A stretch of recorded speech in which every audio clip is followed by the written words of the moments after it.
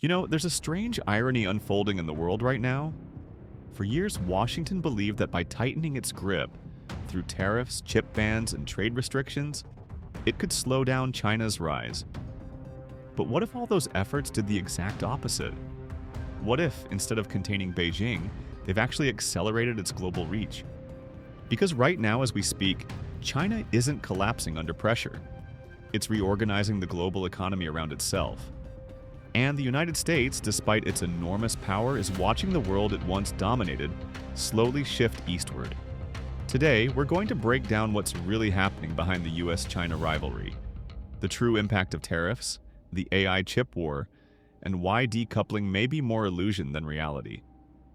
So, stay with me till the end, because the picture is far bigger and far more surprising than what you hear in the headlines. If you enjoy deep dives like this that cut through the noise, make sure to like this video and share it so more people can see what's really going on behind global economics. It helps the channel reach thoughtful viewers like you. Now, let's get into it. For decades, the relationship between the US and China has been defined by competition and suspicion. Two powers locked in a long, uneasy dance. But recently, that rivalry has turned into something sharper, almost like a quiet economic war.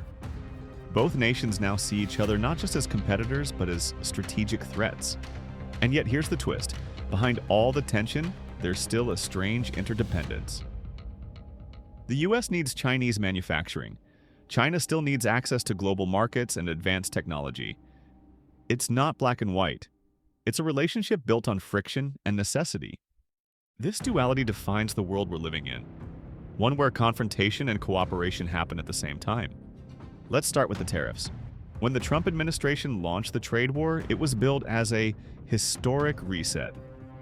Tariffs of up to 55% were slapped on Chinese goods, with promises to bring manufacturing back to American soil and make China pay the price. In theory, it made sense.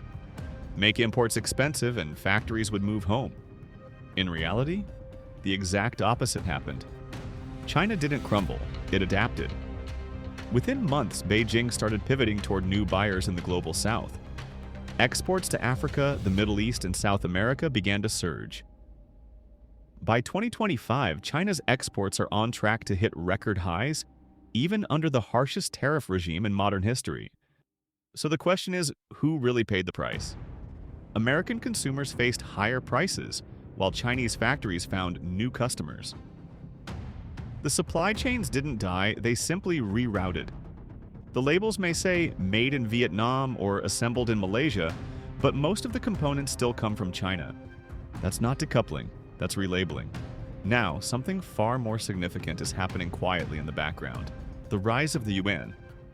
In 2022, only about 1/5 of China's trade was settled in its own currency. Fast forward to now, and that figure is closer to 1/3.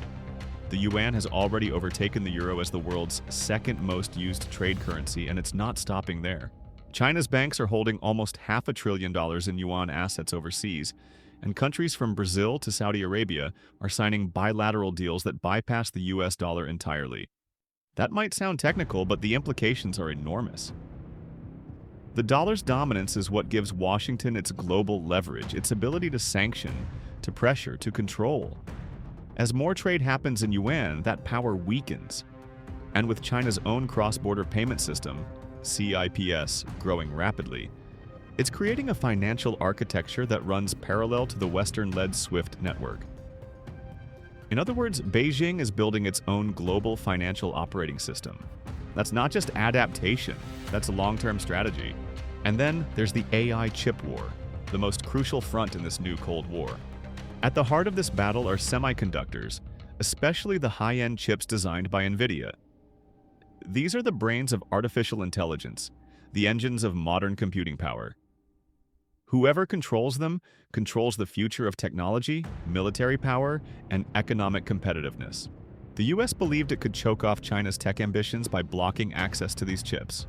For a while, it looked like it might work. But then, China flipped the script. Instead of giving up, Beijing poured billions into developing its own chip ecosystem. It offered massive state subsidies, cheap energy for data centers using Chinese-designed chips, and incentives for companies to go local. In just a few years, China's domestic chip industry has taken off faster than most predicted. It's not yet at Nvidia's level, but it's catching up fast. And here's the irony. Every new restriction from Washington just pushes China to double down on self-reliance. So the more the US tightens the controls, the faster Beijing builds alternatives. That's the story of the modern trade war. It's not just about who can punish whom, but who can adapt faster. Now, let's take a moment to bring you into this discussion, because I'd love to hear your thoughts. Do you think the US strategy of tariffs and bans is actually working? Or are these policies unintentionally helping China become more resilient? Leave your thoughts in the comments. I read them all, and your perspective really helps shape future videos. Meanwhile, there's another battle playing out quietly, one inside America's own institutions. The Supreme Court is preparing to rule on whether presidents even have the authority to impose sweeping tariffs under national security grounds. If they decide against it, future administrations could lose one of their most powerful trade weapons. It's a strange twist. The very law meant to limit presidential power has been used to justify some of the broadest trade actions in modern history. While Washington debates legal authority, Beijing keeps moving. China's strategy has always been about long-term resilience. Long before the first tariffs hit, it was already building new trade routes and deepening its influence across the global south. The numbers speak for themselves. Exports to Africa are up 42%, to South America 13%, and to Asia 14%. Even Europe, despite all the tension, has seen a 7% rise in Chinese imports. And it's not just about selling goods, it's about exporting transformation. Electric vehicles, solar panels, high-speed rail, telecommunications. China isn't just competing on price. It's shaping the infrastructure of the future. That's what the Belt and Road Initiative is really about. It's not just roads and ports, it's influence. Every bridge, every factory, every trade deal signed under BRI is another link in a global economic web centered on Beijing. Now here's where it gets really interesting. While US imports from China have fallen, American companies haven't brought production back home. They've just shifted to friendlier countries, Vietnam, Thailand, Malaysia, places that assemble goods using, you guessed it, Chinese components. So what looks like decoupling is, in truth, recoupling under different flags. China remains at the center of the world's supply chains. It still controls key materials, energy inputs, and manufacturing know-how. And through deliberate industrial policies, cheap loans, subsidized power, discounted land, it keeps overcapacity not as a weakness, but as a weapon. Flooding markets with cheap EVs, solar panels, and steel isn't accidental. It's strategic dominance through scale. Meanwhile, the financial system continues to shift. More trade is now being settled in Yuan, especially among countries tired of dollar dependency. The CIPS network is expanding, and with every deal that bypasses the dollar, America's leverage shrinks a little more. It's not that the dollar is collapsing, it's that the world is diversifying, and history shows us. Every global power faces this moment eventually. By every structural measure, China is outmaneuvering the US economically. Its expanded influence across the developing world strengthened its industrial base and used Western pressure as fuel for innovation. While Washington debates short-term politics, Beijing plans for decades. The US pays more for imports, but China still produces them.